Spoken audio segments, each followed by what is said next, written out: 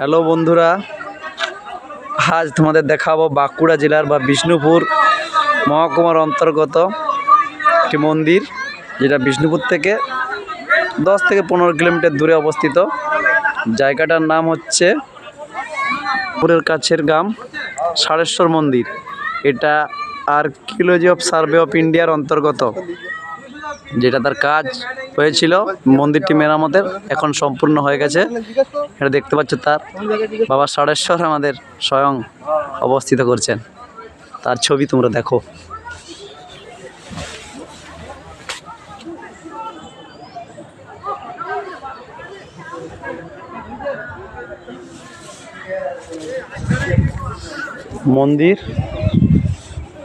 মন্দিরের চারিপাশটা তোমরা দেখে নাও।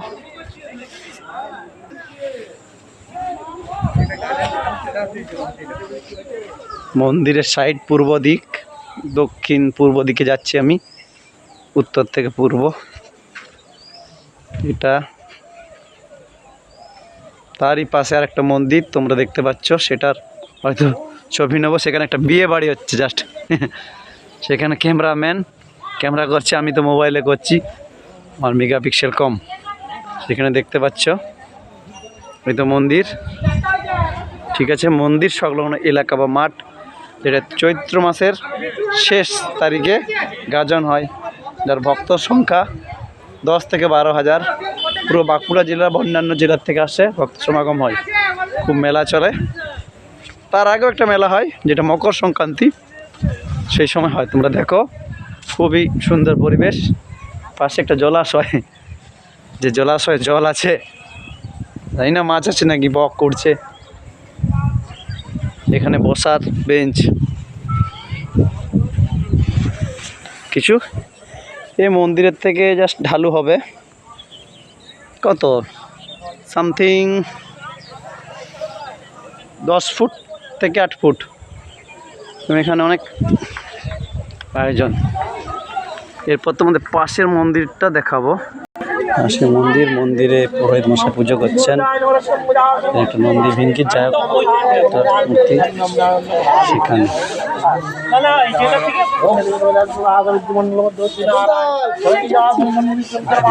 পুজো করছেন, দেখতে পাচ্ছেন চারপাশ। আরেকটা সুবিধা আছে, যেটা একটা জলের ট্যাঙ্কি, যেখানে হাত ধোয়ার সেটাও আছে, ঠিক আছে। দূরে মন্দির পাশে সেখানে পুজো হয় বা পুজো পায়। ওপর একটা হাইমাস লাইট সোলার যেহেতু হয়েছে, এবং এটা সমস্ত কিছু নিয়ন্ত্রণ করে বা দেখভাল করে, যেটা বিষ্ণুপুর থেকে আটচালা, যেমন গ্রামের ভাষায় আটচালা বলে।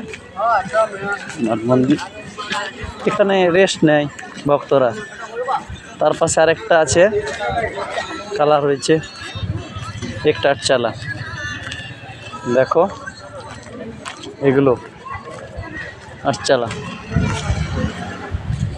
এবং যারা আটচালাটার দান ধ্যান করেছে বা অর্থ যে সাহায্য করেছে, তারা মুম্বাই, ঠিক আছে, বিভিন্ন মানুষজন, খুবই ভালো। এবং এই অফিস আছে, অফিস এলাকা, অতিথিশালা, এটুকু